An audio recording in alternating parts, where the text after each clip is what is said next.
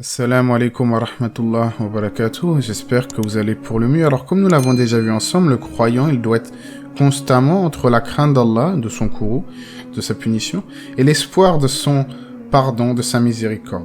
Donc, on doit être dans le juste milieu, comme nous avions donné l'image de l'avion qui, s'il lui manquait une aile, eh bien, ne viendrait à ne plus voler. Donc, en toute logique, ce rappel sera fait en deux parties, et c'est de la crainte d'Allah que nous allons parler aujourd'hui. On en parle tout de suite après la petite intro.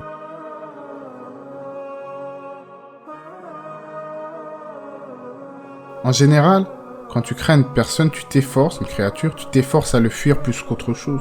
Contrairement à notre Seigneur, à notre Créateur qui, lorsque tu le crains, eh bien tu vas vers lui, en implorant son pardon. Allah dit dans son livre, « Craignez Allah et sachez qu'Allah est dur en punition. » Nul doute que le fait de redouter notre Seigneur, en s'écartant de ses interdits et en se dirigeant vers son adoration, vers son culte, cela sera un des meilleurs moyens pour nous accorder le bonheur et la sérénité ici-bas et dans l'au-delà. Allah dit en ce sens, « Et quiconque craint Allah, il lui donnera une issue favorable. Et quiconque craint Allah, il lui donnera une issue favorable. » Donc, comme j'en avais parlé brièvement dans mon dernier audio, plus tu vas t'efforcer à aller vers ton Seigneur en faisant preuve de piété à taqwa, et plus Allah te facilitera tes affaires et te donnera une issue favorable.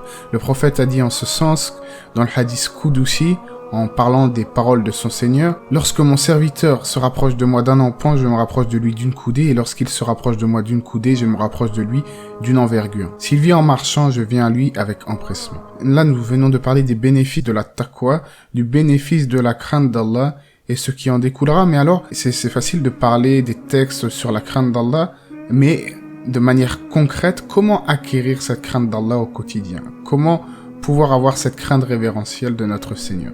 Alors tout simplement en se rappelant que cette vie d'ici-bas n'est qu'un voyage. Ici, nous ne sommes qu'un voyageur, et ce voyage s'achèvera inévitablement soit par l'entrée au paradis, soit par l'entrée en enfer.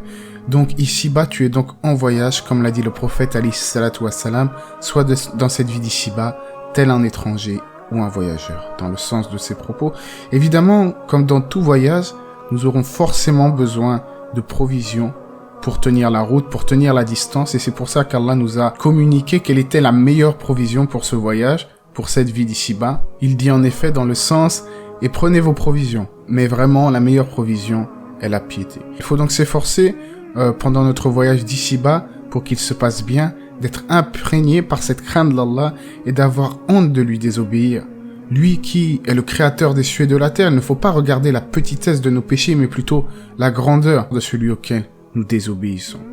Et cela à l'exemple de nos pieux prédécesseurs qui, lorsqu'on leur disait de craindre Allah, eh bien eux ils prenaient peur au point de faire tomber ce qu'ils tenaient entre les mains. Mais nous malheureusement, nos cœurs sont devenus tels des pierres, voire plus durs encore. Car il y a des pierres d'où jaillissent les ruisseaux, d'autres s'affaissent par crainte d'Allah. Et Allah n'est certes pas inattentif à ce que nous faisons. Donc il est du devoir du musulman d'aller vers cette crainte d'Allah, mais également, en parallèle, d'espérer sa miséricorde, sa grande miséricorde et son pardon. Et cela, ça sera le thème de notre prochaine vidéo. En tout cas, j'espère que cela vous aura été bénéfique. C'était un très très court rappel sur la crainte d'Allah.